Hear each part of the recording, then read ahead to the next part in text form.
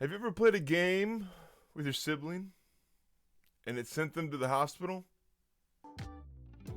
Now let me be clear. My brother and I are very intelligent human beings who are very capable of doing um very intelligent things. My brother is an airplane mechanic, so he's very smart. I work in ministry, and the jury is out on whether or not that qualifies for intelligence. But when we were kids, we played a game called How Hurt Can You Get Without Hurting Yourself? Where we at my house, we had like a nice little driveway that went to a dirt road, and I had a razor scooter, and my brother had his rollerblades, and we would ride down that driveway as fast as we could, and then we would slide, like ditch the razor scooter. He would fall on his side, and we would slide across the road. And then we'd stand up, pick rocks out of our arms and sticks out of our legs and stuff like that, because we just wanted to prove how strong we are, how tough we are, how absolutely bulk we are. And talking about this story makes me feel like a complete idiot. At some point, you have to up the ante. You can't just be sitting on your butt and just low key sliding across. Like, you have to. It only gets so painful that you have to go up the next step. I'm like, Logan, what if I pushed you? And he's like, Ian, that's a terrible idea. He was right. But I was the older brother, so that means my opinion took precedence. So I start pushing Logan, and remember, so it's not like if Logan started pushing me, I'm on a razor scooter, I just hop off the thing and he can't control the momentum of me anymore. But Logan is on rollerblades. Those are wheels strapped to your feeties. And so I'm pushing him and towards the side of our driveway, and there's like my dad always parked his truck right next to the driveway. So you could it's like there's two ruts where the wheels of the truck always were. So I shove him, and he goes right off the corner, flies down, hits the half pipe, flies up, hits the top of his head, starts going into convulsions, dancing uncontrollably. I'm like, that's not normal. I know that that's not normal. What have we done? We've gone too far, which Logan had warned me. He did say it was a bad idea, and he was right. That's why he's an airplane mechanic and I work in ministry. See the difference here? My mom was cleaning she was cleaning a camper, and she watched the whole thing go down. So she sprints out and she goes, I need you to go call 911. Go get the phone. So I run and I grab the phone and I come back and I hand it to my mom, and she goes, that's not calling 911. She goes, I'm like, I don't know how to call 911. No, I knew how to call 911, okay? I knew how to do it. What I didn't know was, like, what do I tell them? Like, I shoved my brother and he started dancing uncontrollably. Like, then they'd hang up on me. I don't know. Like, I don't know what I'm going to say. What am I going to say? And I don't remember how old we were. I think I was in, like, 5th grade and he was in 3rd. So I don't know. I was just overthinking it. I'm like, my brother's hurt and this is my home address. Please send help. I don't know. My brother ends up going to the hospital.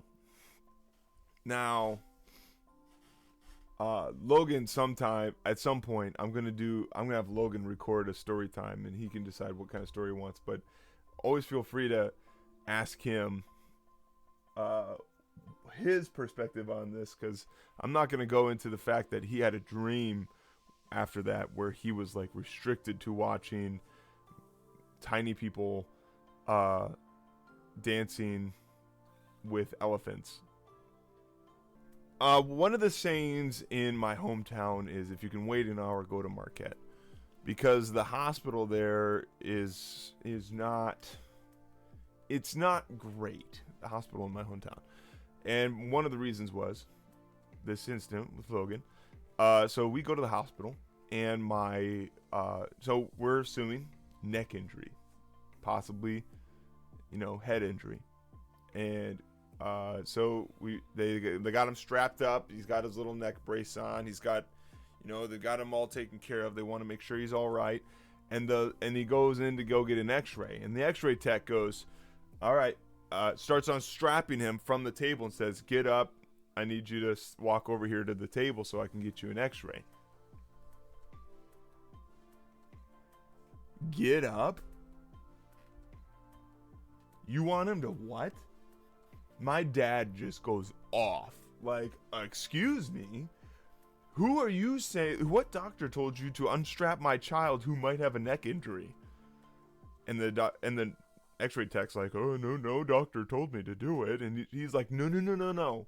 You tell me what doctor gave you the order to do that, because, like, you don't need to be intelligent to think, like, you don't move a guy who might have a neck injury. And this dude, or whoever, like, just straight up just unstrapped the neck brace and was like, dude, I need you to stand up and walk on that leg you shattered just to make sure that it might be shattered. What? So X-rays happen. Logan moves around just fine. He goes back and lays back down, and she straps him back into the system just in case he's got a broken neck. Logan is laying there, and he's been, they put a warm blanket on him. They make sure he's all fine and dandy. And my brother, it's been a while, and there's been a lot of like hype and a lot of energy, and my brother goes, Mom,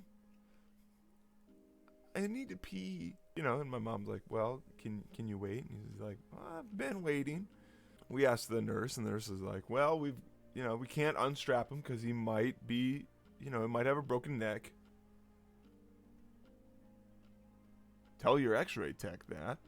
They go out and they grab they grab this like jug, okay? It's like a one liter jug or something, just a little thing. And it's ergonomically situated for a male to be able to lay down and pee in. So I'm not going to go into details. We all look at my mom and we're like, you changed his diaper when he was a baby, so you get to do that. So my dad and I turn away. And when you're like filling a bottle, like a jug of water, and you can hear the water rising, and without looking that it's getting close to the top. So we started getting this tension in our chest, because we were like, oh, Logan's about to overflow that bottle. And my mom's like, Logan, you need to stop. Logan, you need to stop right now. And we're all like, oh, this is dangerous. And my brother's like, I can't stop it. This is it. So he fills this entire like 1 gallon milk jug of pee, just urine jug. And so my mom like caps it off and hands it to the nurse. And the nurse is like, well, we just needed a sample. But I guess this will do. A few minutes later, are you listening to me? A few minutes later, the hospital, the nurse comes back and says, we need another urine sample. We lost it. You lost a gallon jug of urine?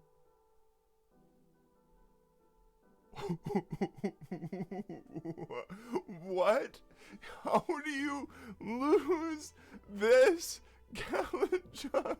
I hope somebody's not expecting green tea and gets a really rude surprise. Like, that's stupid. So my dad's like, we're leaving. We're going home. He's clearly fine. He had to get up to go get an x-ray. He's fine. Let's go. We're leaving. And just stormed out. And we just left. Logan's fine. He's, walking around being an airplane tech. So he's apparently okay. But that's why why there's the saying, if you can wait an hour, go to Marquette, because this hospital is not to be trusted.